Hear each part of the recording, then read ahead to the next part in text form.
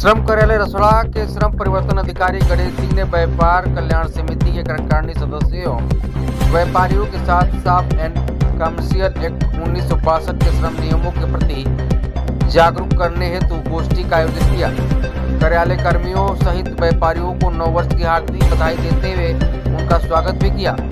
गोष्ठी को संबोधित करते हुए उन्होंने कहा कि शासनादेश के अंतर्गत उत्तर प्रदेश दुकान एवं वाणिज्य अधिष्ठान अधिनियम 1962 तथा नियमावली 1963 की धारा 5 एवं 8 पर प्रकाश डालते हुए कहा कि जो व्यापारी साप्ताहिक बंदी से छूट प्राप्त करना चाहते हैं, ऐसे दुकानदार पंजीकरण शुल्क का अतिरिक्त 50% शुल्क जमा कर विभागीय के अधीन छूट प्राप्त अपनी दुकान खोल सकते हैं।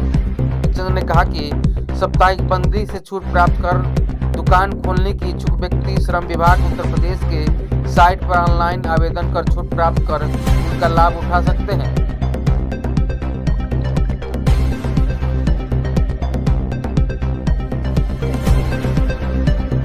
श्रम विभाग कार्यालय का रसोड़ा में स्थापना के बाद 1977 में यहाँ स्थापित हुआ श्रम कार्यालय और तब से लेकर के आज तक इस कार्यालय के द्वारा कार्यालय प्रभारियों के द्वारा व्यापारियों के सम्मान हेतु पूर्वाधिकारियों ने मेरे समझ से या मेरे संज्ञान में हो सकता गिनवाया हो, इस प्रकार से व्यापारियों का सम्मान नहीं किया था। जो आज गणेश सिंह के द्वारा जो रसोड़ा के प्रभारी श्रम परिवर्तन अधिकारी हैं के द्वारा व्यापारियों को सम्मान दिया गया, उनके प्रति सम्मान प्रदर्शित किया गया।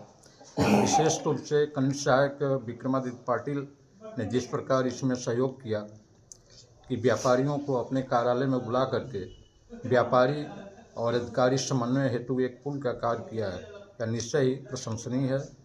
इसके साथ ही रसोड़ा में पहली बार 2006 से जो व्यापारियों के हित में शासन के द्वारा एक आदेश पारित किया गया था, उसके संबंध में गत दिनों